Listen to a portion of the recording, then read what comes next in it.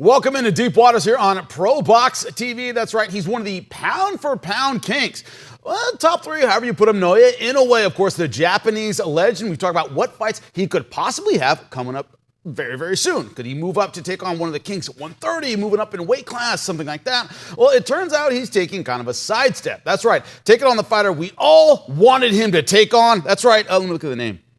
TJ Doheny. That's what we were all looking forward to here at ProBox TV. For our excitement here in studio, Jimmy Smith alongside Paulie Malignaggi, Chris Algieri, the coach, Teddy Atlas joining us via Zoom. Look, this is how boxing works. We want to see the best get tested every single time. It's not how it works, but isn't this a little bit like watching Mozart play at a local jazz club, right? We want to see something a little bigger. Am I wrong here? I mean, kind of, but we can't just pull out opponents constantly out of the factory. Like, exactly. We need a big opponent. We need a big name opponent. There's only so many that exist. Right. You got to build them up a little bit. At the same time, Inoue wants to stay busy, so there isn't these big name opponents that are constantly in the influx, like a what do they call the machine? The conveyor belt. The conveyor belt. Yes. Boom. That's why I love this guy. That's why I love, because he thinks of stuff. I try. So the conveyor belt comes out, and then you got to watch these big name opponents. Right. You can't have that all the time. But Inoue wants to stay busy. Isn't that a good thing? We want to see him. I love it. All right, TJ Doheny and Inoue. Then we'll see what happens after. Right, but my analogy, the reason I said Mozart is the last time we saw him fight, I was like, man, one of those things, as a combat sports fan, every now and then you go, I'm watching greatness right now. When I watched a prime Floyd Mayweather, I went, man, this is a guy that comes along once every couple decades. I got that feeling, Chris, in Naoya Inoue's last fight. You're still watching him fight. You're still watching Mozart at the piano. Is that the important part here? Well, Jimmy, what happened in that fight? He got dropped. Got dropped in for the first time. Yep. Hard in the first round. Yep. You know, so is this maybe a little bit of a reprieve, maybe a little bit of a step back? Not to knock TJ Doheny, because a couple years ago, TJ Doheny was a guy that was rocking through those weight classes, was very well known, was got some really, really big wins, fought everybody, lost to Daniel Roman, lost to Sam Goodman, who actually I thought was going to be the guy that Inoue was going to be fighting this time out. So the fact that he's fighting at TJ Doheny, listen, I'll give him a pass. He can fight less than an ultimate legend like he has been, like going through the ranks of fighting the tip-top guys. But Doheny was a tip-top guy a couple years ago. It's not really so much anymore. But at the same time, hey, does it have to do with the fact that Inoue got dropped in that last fight? Do they want to make sure everything's all right? Everything, right the ship a little bit. Make sure they're still on track before they take that next big step up. Because listen, Inoue wants to fight the best all the time. Right. So is it not exactly the fight that we expected? No, not at all. This is not the fight I expected. I did not think I was going to hear about this name. But at the same time, I'm not mad at it. Doheny's been fighting in Japan, right? So he's got 3 knockout wins. Yeah. 3 knockout wins in a row. So he's big in Japan. Yeah, big in Japan. We need a guy big in Japan to fill up stadiums with Inoue, right? Over there, fill up arenas over there. So you know what? Let's see what happens. Now Teddy, may have to take a trip. I want to see him. I want to see Tokyo. Alphaville, big in Japan. Is that the deal here, Teddy? When you look at someone like this who can put butts in seats in his home country, he doesn't need that big name opposite him. This is not his U.S. debut or needs something special. He knows he can put butts in seats in Japan. Is that part of the reasoning behind this fight? Yeah, you keep him active. Obviously, he's the monster. You know, you want to keep him out there. People want to see the monster. You know, it doesn't matter if Godzilla every once in a while, chomps on somebody a little smaller, and goes and bites the head off of Maltha's little brother. That's okay. It's all right. It's still Godzilla. We want to see Godzilla. We want to see the monster. We want to see these top guys, they're heroes. He's a hero. He's got a country behind him. Not everyone has a country behind them. He deserves it. Paulie said it, right?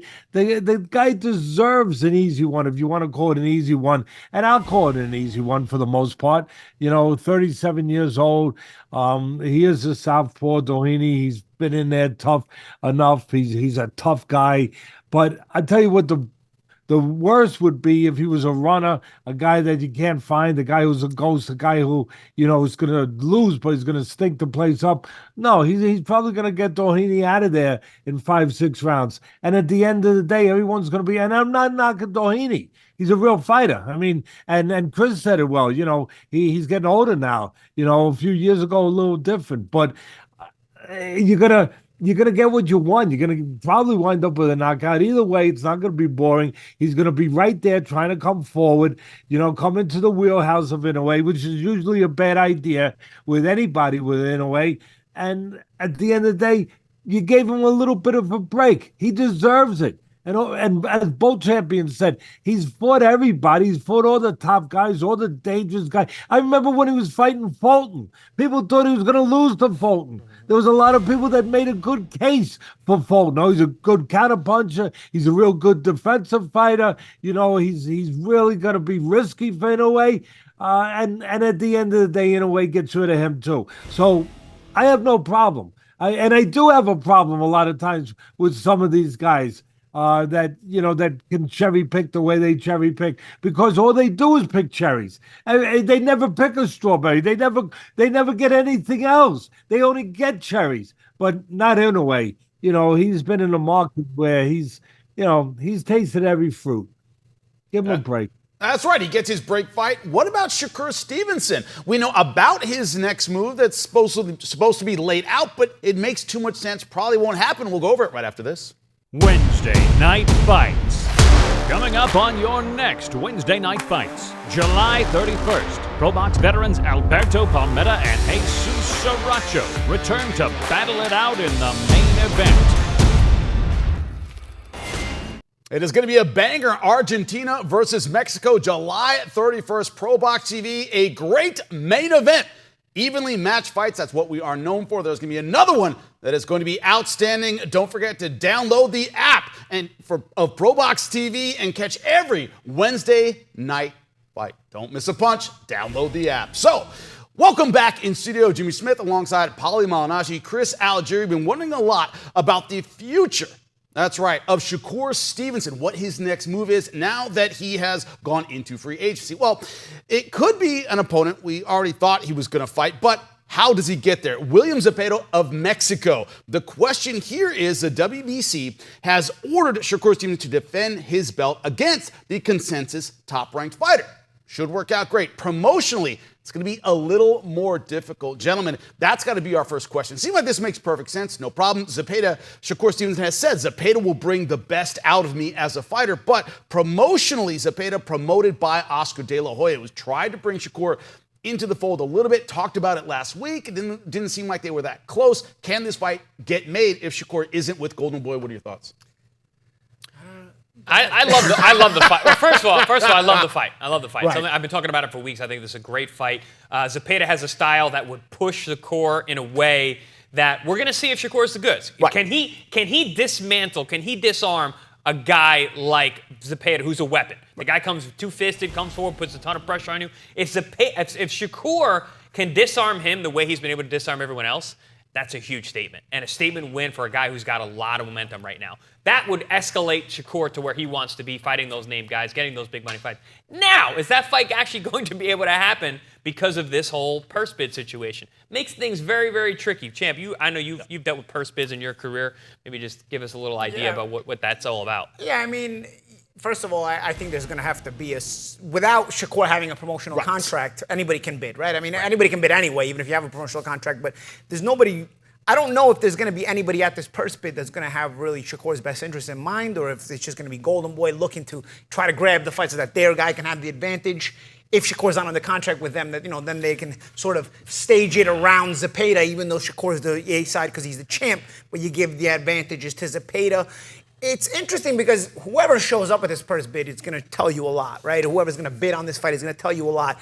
I can't see a guy with the resume of Shakur Stevenson just showing up blind, having nobody showing up to this purse bid on his behalf. Well, what happened to Devin Haney in his fight for Sandro Martin? But Haney was coming with off Haney coming off the quote-unquote performance and all that stuff, and truthfully, I feel terrible for what happened to Devin Haney. I really do. But he was way overpaid, and I don't like to count on the guy's money, but he was way overpaid. I mean, if you could consider who he had fought in his career, the fact that he could look at $1.7 million as like chump change, he was way overpaid. So that's tough to go back to, and I feel terrible for what happened to him. I've gotten his back on everything that's happened to him. But going forward here with Shakur, Shakur Stevenson, I would be shocked if he doesn't have like an ace in his sleeve or something with this purse bid, because you left your promoter. Because if you were with your promoter and this fight is announced by the WBC, it has to be a purse bid. You know, okay, Top Rank is going to make a big push. They got ESPN behind them. They're going to make a big push. But without Top Rank behind you, do you just have nothing, and is it going to be just Golden Boy looking to grab this? I can't see that. I mean, it could happen. Well, there's also Matchroom and Eddie. Yeah, of course, there's everybody, but they wouldn't have necessarily Shakur's best interest in mind unless they have him under contract, right? So, is there an ace up Shakur's sleeve or Team Stevenson's sleeve? If it's not even Shakur himself, Shakur has a pretty intelligent team around them. Guys like Josh Dubin, Andre Ward, they're no dummies. So I can't see them just going blind into this purse bid. I really can't. Then of course the style in and of itself. This is possibly the toughest matchup out of any of the top guys that have fought, really, out of the top lightweights. Maybe Gervonta with Lomachenko, but it's a 36, 37-year-old Lomachenko who's got a big resume, just as tough now as Zepeda would be now. And you're going to tell me, oh, there's no resume on Zepeda. I know, Bo. The 40-year-old is always going to have a bigger resume than the 25-year-old. Doesn't mean the 25-year-old is more dangerous. That's not how it works here, even though on paper people like to judge that. I think Zepeda is very dangerous because it's not just the way he's won, it's how he's won. This guy is very, very difficult to deal with. It's like you were saying, Champ, you got to disarm the bomb. I don't know what Teddy's thoughts on this, but this is really, really interesting overall from the perspective of business, from the purse bid, and the perspective of stylistic matchup as well. Yeah, Teddy, what's your thought on this stylistic matchup? A lot of people criticizing Shakur Stevenson as not a crowd pleaser, but facing a guy with real firepower, like the Champ said. Could this be the statement for Shakur Stevenson? Yeah, well, it will be. It'll be put forward as that.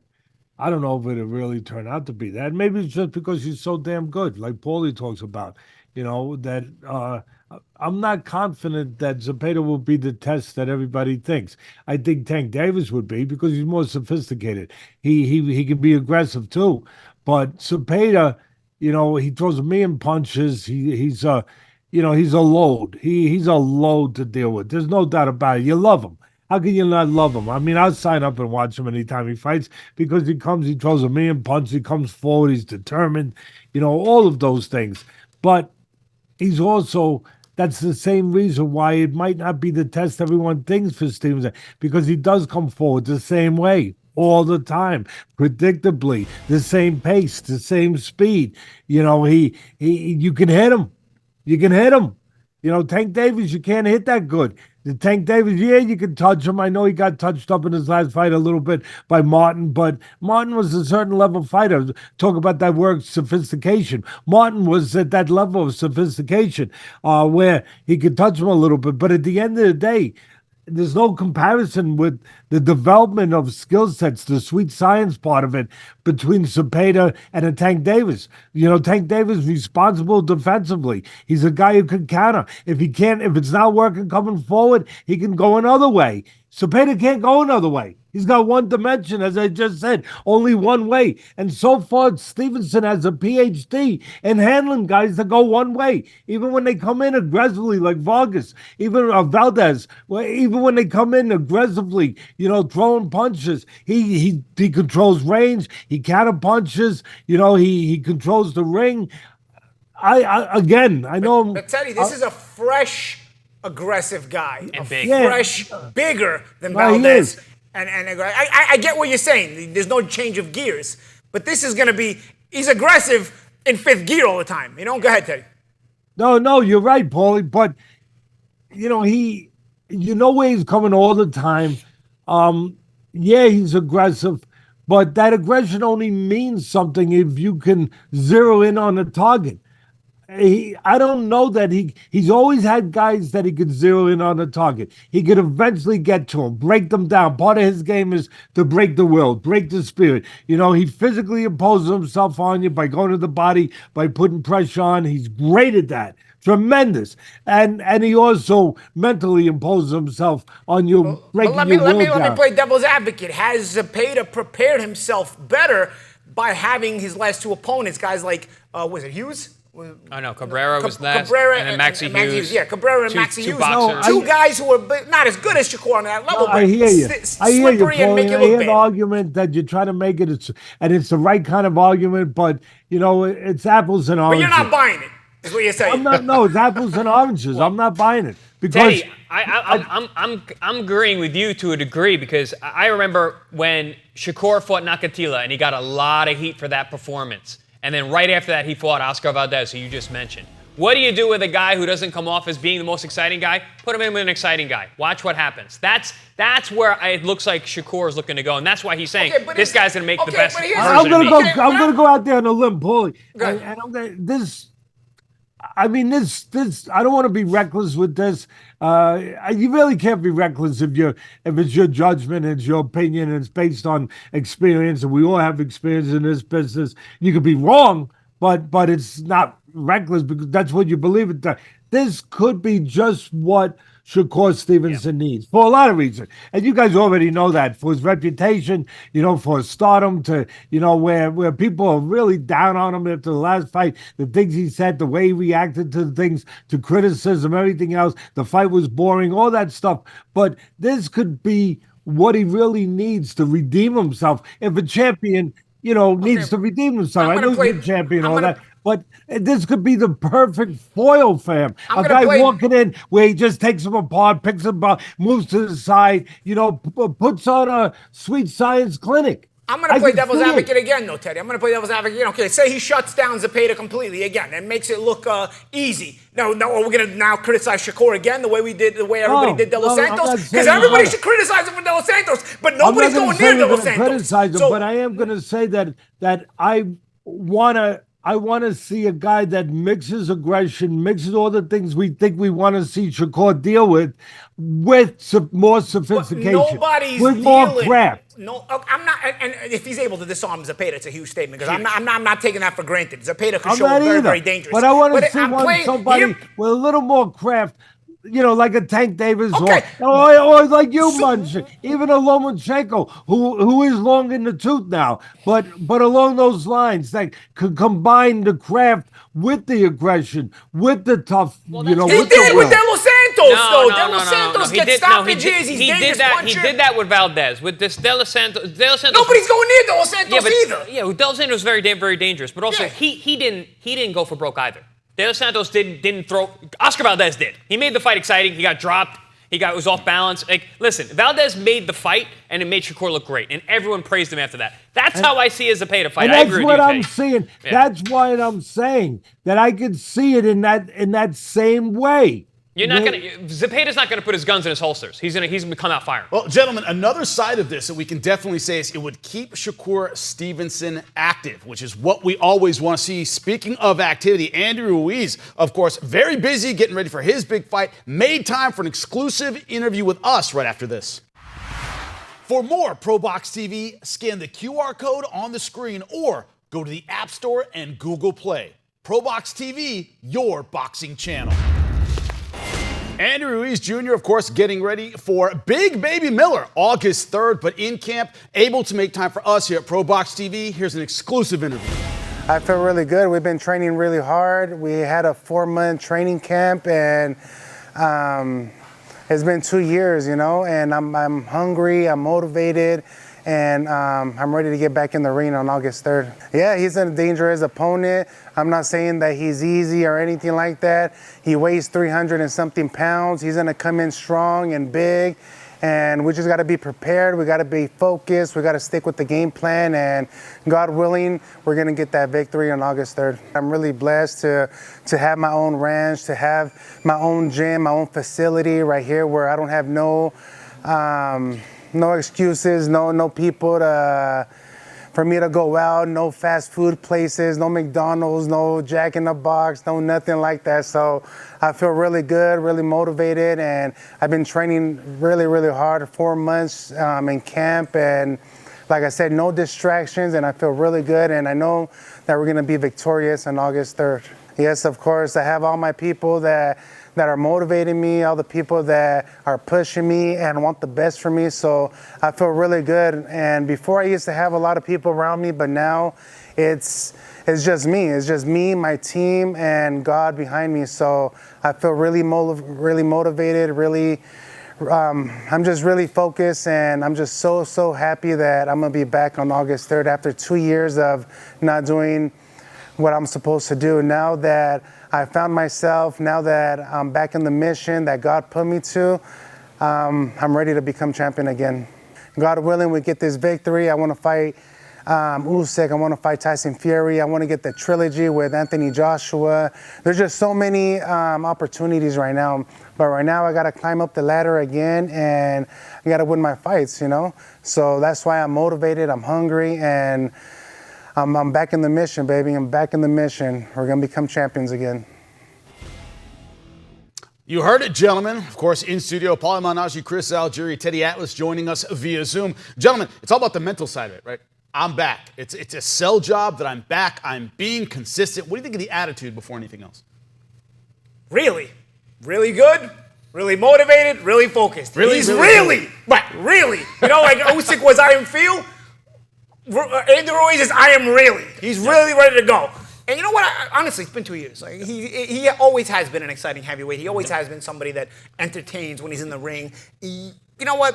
I'm really looking forward to seeing him back too. I'm buying it. Yes, he's really buying it. Chris, are you?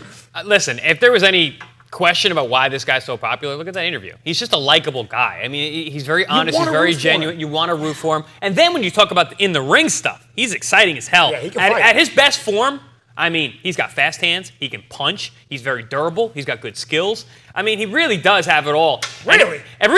He really has it all. But also, I mean, it's in a body that you don't expect. And I think people like that too. Every man is like, look at this guy. He humanizes him. Yes, a very genuine, very human guy.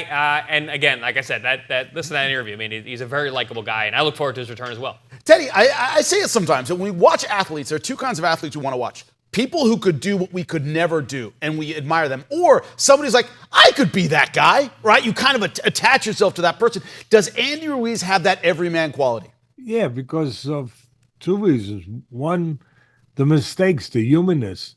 You know, he made a lot of money and he went and blew it. He screwed up, messed up. That's human. And we're human. And we love redemption. We love giving a person a chance to redeem themselves. It's part of our DNA as Americans that we want to give everyone another chance. Yeah, you hit it right on the button, Jimmy. He's as human as it gets. You know, he went down the road of the American dream. He won a heavyweight title. He made millions of dollars. He went out there and blew money, bought fast cars, you know, all that stuff. Blew up in weight in the rematch, blew the rematch. You know, he's been brought back down to earth. Yeah, he's human. Yeah, in many dimensions, in many ways. So, and as far as, you know, believing, as Paulie said, you know, that I'm in, I believe. I do too, just even the eye test. You know, he had his shirt on, but he looked good. You know, he looked good. He's in a good atmosphere. He's in a good mindset. You know, like he said, he's in his own gym. He's around his own people. Some people can't handle the pressures of, you know, of fame and all the things that go along with what you think would be so easy to handle. You know, he seems, like you said, he's so human that was a little bit difficult for him. Was such a regular guy, like you just said again, that was maybe a little too much for him, you know, handling all that stuff coming at him. And now that he's had an experience with it, it looks like he's better ready mentally and more comfortable in his skin now to be able to handle that again and to understand really what it was, what that opportunity was. There's nothing like a second opportunity. Great thing here on Deep Waters is you always get another opportunity. We'll see you tomorrow, really, to talk more boxing.